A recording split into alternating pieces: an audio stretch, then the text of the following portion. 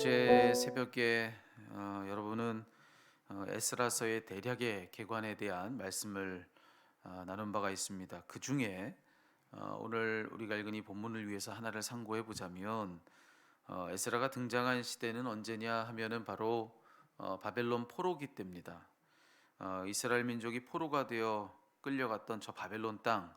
자, 지금 이 대목에서는 어느새 그 바벨론이 바사라고 하는 왕국으로 달라졌는데요.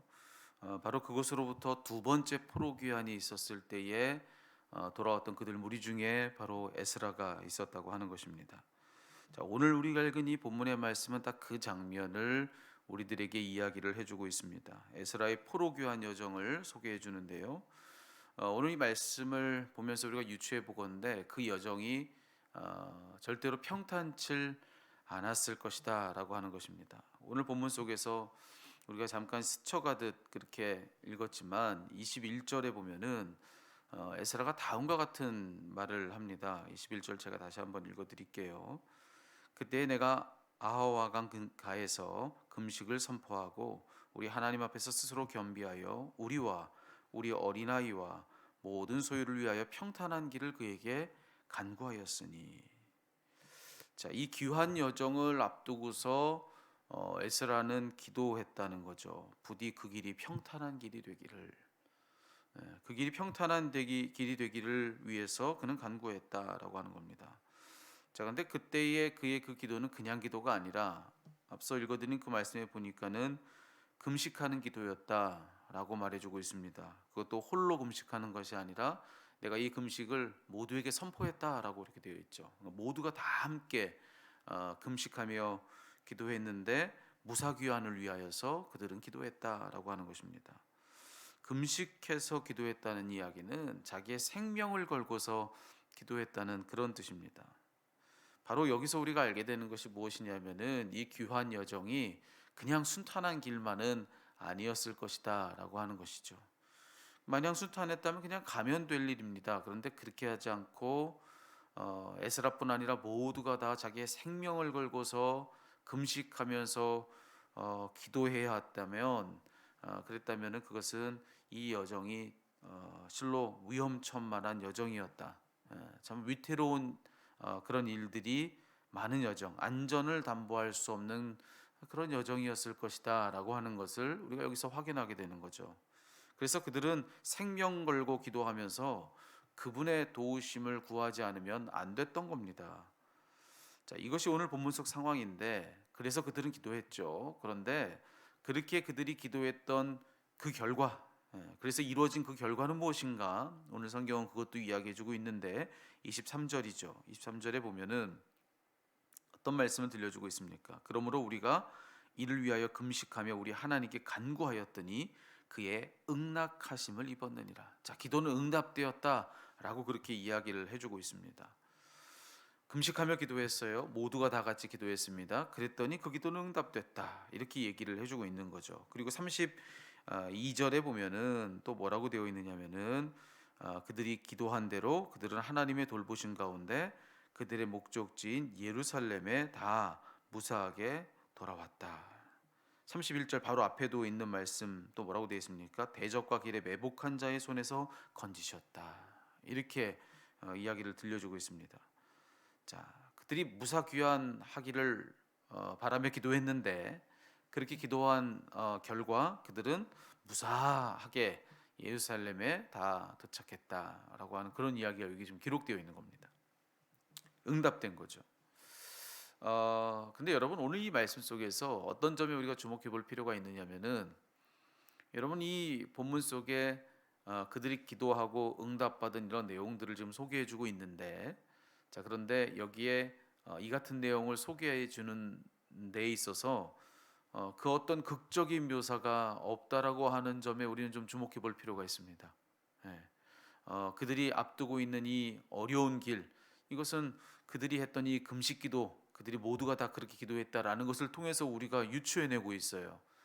그 길이 얼마나 어려운 길인지 참 힘든 길이었고 도무지 이거는 자기들 힘만으로는 할 수 없고 이런 뭐 과장 우리가 보면서 그런 것들을 아주 강조하는 듯한 그런 묘사들이 여기 없고요.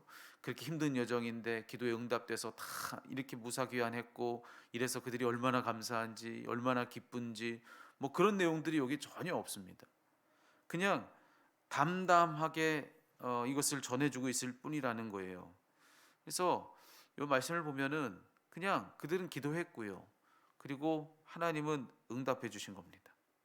이게 그냥 담담하게 기록되어 있어요.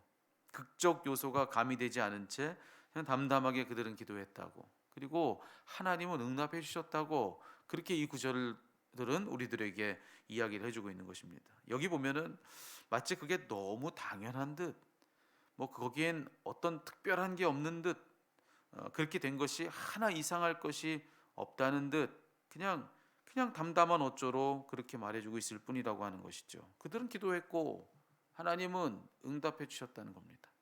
그냥 그렇게 얘기해 줄 뿐이에요. 근데 여러분 사실 따지고 보면 그게 맞아요. 사실은 그게 전혀 특별할 일은 아닐 수 있습니다. 이상할 것 없고요. 당연한 일이라 할 수가 있습니다. 예를 들어 저희 아이가 제게 뭔가를 말한다면 그러면 저는 거기에 응답하지 않겠습니까? 예. 아이가 달라면 저는 줍니다.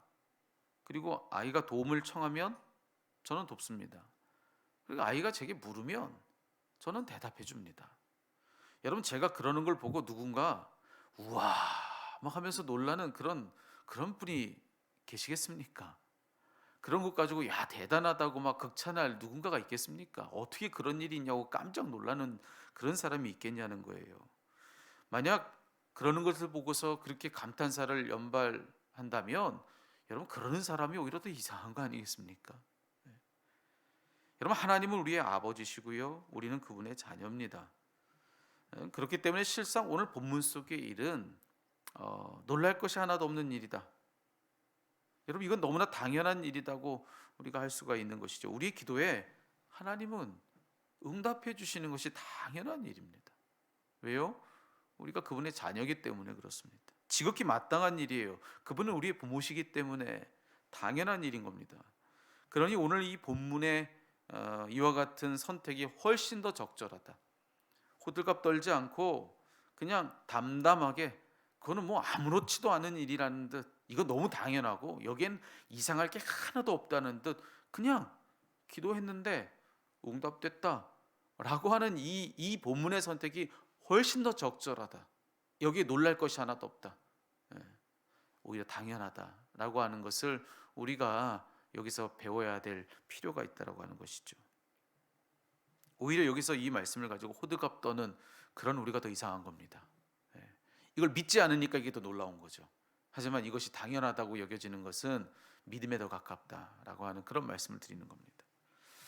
여러분 사실 이 말씀 속에서 우리가 기도에 대해서 우리가 생각해 보자면 진짜 놀라운 게 뭔지 아십니까? 진짜 놀라운 거는 우리의 기도에 하나님의 응답이 이처럼 당연하다. 우리가 기도하면 하나님 응답하신다라고 하는 여러분 이게 놀라운 게 아니라 여러분 진짜 놀라운 것은 우리가 기도하면 하나님이 이처럼 당연히 응답해 주시는데도 불구하고 그런데도 우리가 기도하지 않는다는 그것이 더 놀라운 일입니다.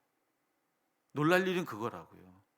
우리가 기도했는데 하나님이 응답해 주셨어. 이거 가지고 놀랄 일이 아니라 더 놀라운 것은 그렇게 하나님이 우리 기도하면 응답해 주시는데도 그런데도 우리가 기도하지 않는 거 이게 더 놀라운 일이야. 이게 더 깜짝 놀랄 만한 일이라고 하는 것을 우리는 알아야 된다는 것입니다. 응답이 당연한데도 기도하지 않는 것.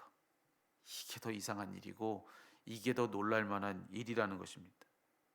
여러분 혹시 그렇게 놀라운 사람들 그들이 바로 우리들은 아닐런지 오늘 이 새벽에 저와 여러분 우리가 오늘 이 말씀 에스라의 이 말씀을 읽으면서 오늘 말씀 속 에스라 그리고 그의 백성들이었으면 좋겠습니다. 오늘 이들은 기도합니다. 그리고 그 기도에 응답을 받습니다.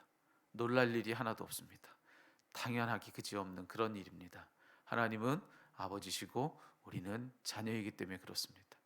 우리도 자녀들 앞에서 당연하게 응답하고 당연하게 대답해 주는 그런 것처럼 하나님도 그러하십니다.